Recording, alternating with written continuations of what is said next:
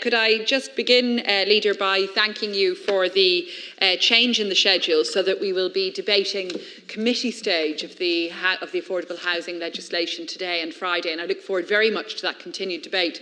Those of us who were involved in the debate on Friday will be well aware of the very extensive number of amendments that are put forward to this very important legislation and of the very substantive nature of the issues that we were discussing. And for myself and my colleague, our housing spokesperson, Senator Rebecca Moynihan, we were very concerned about the key issue of affordability and how the criteria for affordability are to be set. We've been arguing that they should be set in accordance with people's income rather than in accordance with the very fluid and unfortunately very manipulable criterion of market value. So I know that debate will be continuing today, and I look forward to that debate today. Housing is such a crucial issue across Dublin Bay South, where obviously I'm working extensively at the moment. You hear it from so many people who are priced out of accommodation, who've had to move back home with their parents, who simply can't afford to rent flats in the area, and yet we see apartments lying empty. So I think this housing debate is hugely important. I'm really glad that we're going to see it resuming as committee stage today and Friday, so that we won't be truncating it, and I hope we won't be needing to guillotine it. And that's a very important issue. It's so important to get it right. So many attempts at adjusting housing policy have failed, as we've seen over the last few years. Could I also,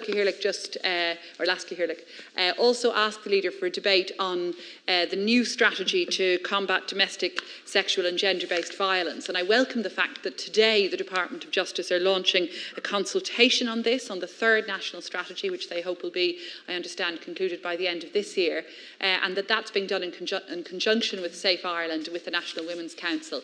Colleagues who were in this House in 2017 and 2018 will recall that we made really important progressive changes to our law on domestic and sexual violence through two pieces of legislation, the Sexual Offences Act of 2017 and the Domestic Violence Act of 2018. And we brought in such important measures as the new offence of coercive control and a statutory definition of consent for the first time in Irish law. So I think it's really important that we continue in this House to champion necessary changes to protect those who are suffering from domestic and gender-based violence. And I hope we can have that debate, Leader. And finally, just to say that I really want to commend the Portobello Tidy Towns, my local Tidy Towns organisation.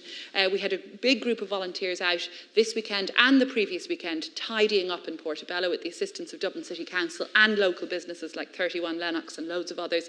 And it's so important when we see areas like Portobello getting a bad press because people are gathering there, that we remember this huge community effort. Portobello is a fantastic place to live, and this huge community effort goes on all the time there for so many of us volunteering to help clean it up and to make it a really, really lovely place to live in and to bring up kids in and to just spend time in. So, just to remember, our city spaces can be really pleasant. They can be really, really positive public amenities, and we need to strengthen that and commend that where we see it happening. Thank you indeed, Senator Patrick.